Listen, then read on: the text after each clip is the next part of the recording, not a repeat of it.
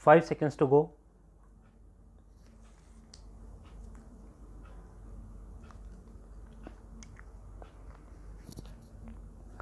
Start. Following 7 years of preparation for a 15-day extravaganza, London is finally ready for its tryst with Olympic history pound 10 billion of expenditure and a regenerated East End described by Jim White as derelict outpost to center of the universe in 5 years, but which continue to raise questions of rehabilitation for the original inhabitants and apprehensions over security. It has not been smooth for Londoners in the lead up to the world's greatest sports spectacle.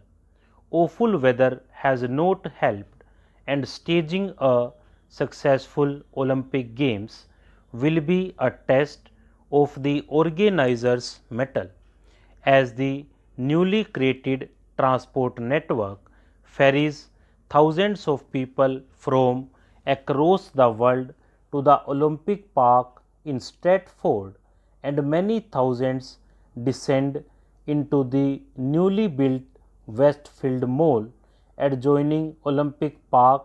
Brand Olympics currently valued at $47.6 billion and the second most valuable brand in the world after Apple will also be on show. Questions like whether it is a simple sports competition or a global peace movement with serious political ramifications will be answered over the next 2 weeks as the world's best take center stage for the ultimate sporting glory. London is the first city ever to host the Olympics for a third time. Lucky, considering its past record, is not anything to be proud of. Soon after the Games ended 100 years earlier, in 1908, Baron de Coubertin, founder of the modern games, had this to say: it will be necessary to avoid copying the games of London.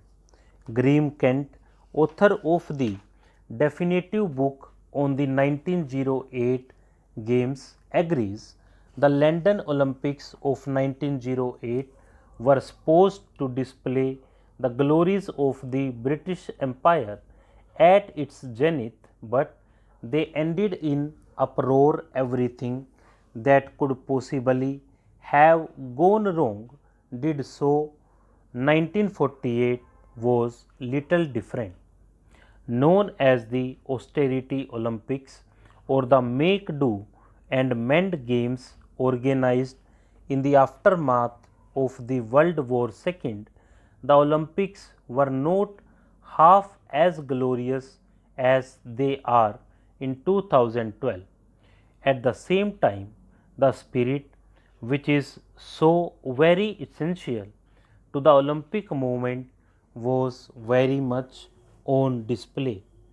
In the words of Emil Jetopek, star of the 1948 Games, it stood for the sun finally coming out after the war. The same spirit is in evidence in 2012.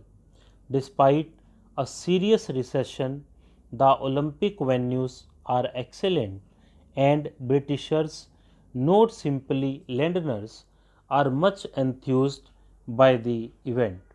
Despite a critical home media echoing fears of a security and transport meltdown, almost all events are sold out, promising packed stadiums and the very best sporting action, bringing in much needed international tourists.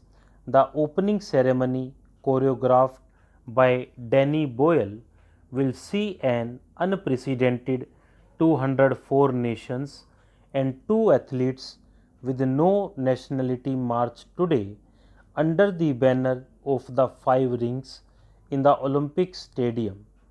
Importantly, each of the 204 teams have women in their ranks, making the 2012 Games the first gender equal games in his history. Boyle too is aware of the high stakes involved.